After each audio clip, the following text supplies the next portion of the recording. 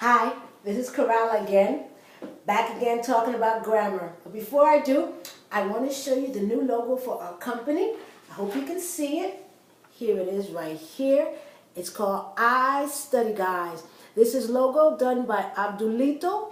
That's his nickname, but his real name is Matsin Cadet Ficklin. He does all our logos. So it's I Study Guys. So I'm going to put it on the board, next to the board. All right, now, let's start. Let's start with one of the most, I don't want to say difficult, I want to say complex areas of grammar. Now, you know the parts of speech, correct? You know I'm doing it in a hierarchical form. So I'm going from the most important to the least important. You have verbs, you have nouns, pronouns, adjectives, adverbs, conjunctions. No, I would say prepositions next. And conjunctions, maybe about equal, right? And then interjections. So we're talking about, I'm definitely not talking about prepositions and conjunctions and interjections. And I'm not even talking about nouns. I'm talking about the most important, the verb. Without the verb, you have nothing. You can have the most beautiful string of words. And it really, you love the vocabulary, the ways that you're saying it. But if it doesn't have a verb, you have nothing. So that's the most important area of grammar. And that's the area, I think I would say the most misunderstood. I think I would say that. So let me show you what the different videos are going to be about. Okay. So we have here, I hope you can see the board. If you can, I'm going to say it anyway. You have here, it says verbs. And the first point is the most important part of speech. In this video, if we have time, we're going to talk about why the verb is the most important part of speech. Then you have the difference between regular versus irregular. What does that mean when a verb is regular or when a verb is irregular? Oh, by the way, I forgot to tell you this. Completely forgot.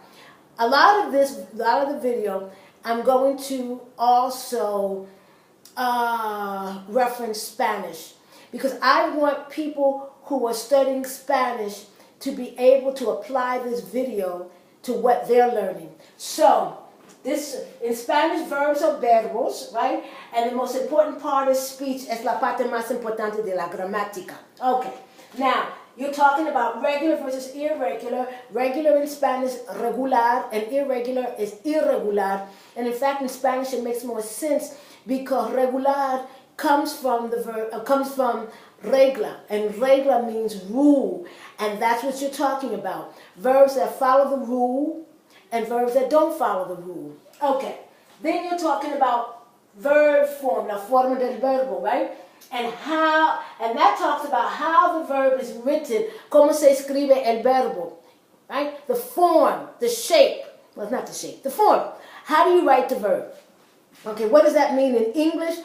And because I want English speakers who are learning Spanish to also understand this, I'm going to also show you how you do this in Spanish. Okay, then you're talking about verb mood. That is not the tense. That's the mood of the verb, el modo del verbo. Okay, so in English you have the indicative, the imperative. Okay, you do have the subjunctive in English, but it's not recognizable because you can't really distinguish it. But in Spanish, and in French, and in Italian, and in Portuguese, whoa, a lot, but a lot. And if you don't recognize and you don't understand the subjunctive in those Latin-based languages, you never get over that hump, over that boundary that allows you to go from, oh, you speak Spanish very well, versus, either, you sound almost like a native speaker, maybe because of the accent, or where are you from? Which is very complimentary. Okay. Then we're talking about verb tenses. Okay, so we're talking about the present and el pasado, el pretérito in Spanish, and in English it'll be the simple present, el indicativo, el presente indicativo, el present indicative, English has a lot of verb tenses. Spanish has more. Okay, because they use their subjunctive mood. All right, and then we're talking about verb, the voice, whether it's active or passive. Passive voice is especially interesting and especially relevant for people who write, like an essay. So instead of saying Lee Harvey Oswald assassinated President Kennedy, where in reality, in the essay that you're writing, Lee Harvey Oswald is not important, not in that particular essay. So it would be better to say the passive voice in which the object is put in the place of where the subject is.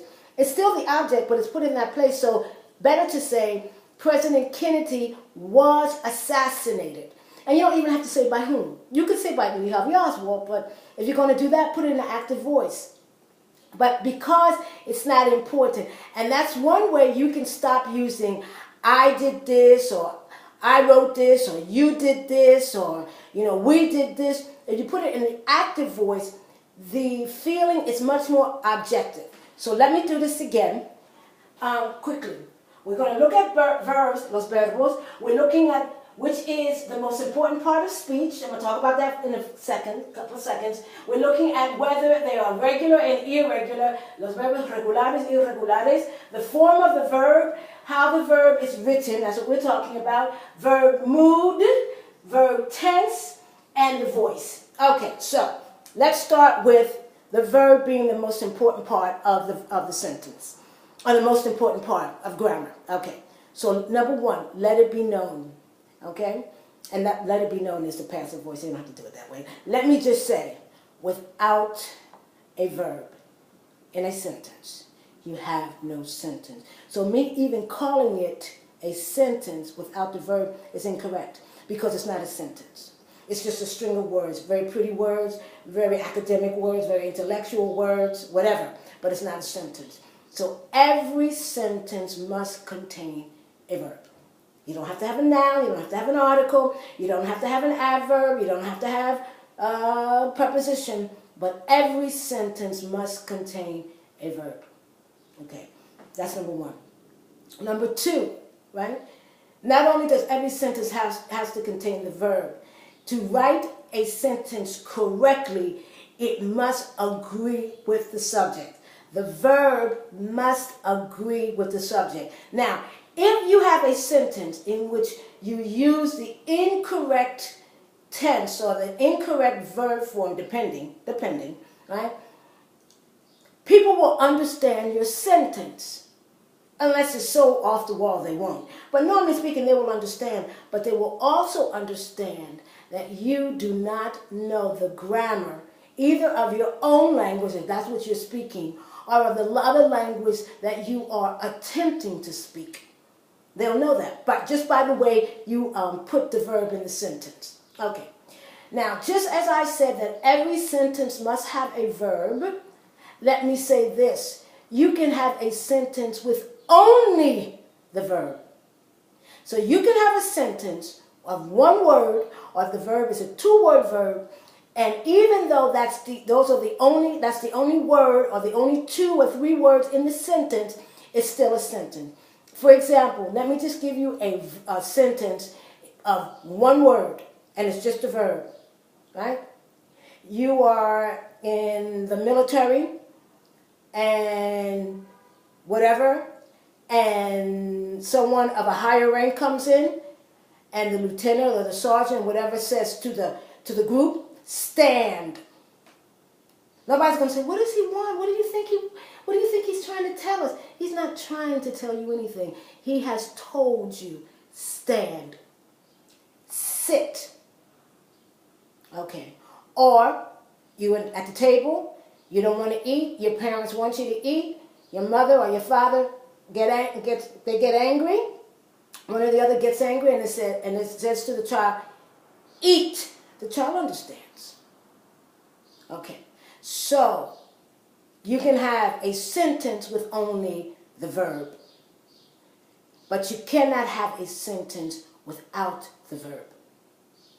And a sentence, what would you say, written with a verb but incorrectly, the person will understand, the listener or the audience that's reading your work will understand, but they will also understand that you do not handle, or in Spanish, manejar bien, to handle your language well.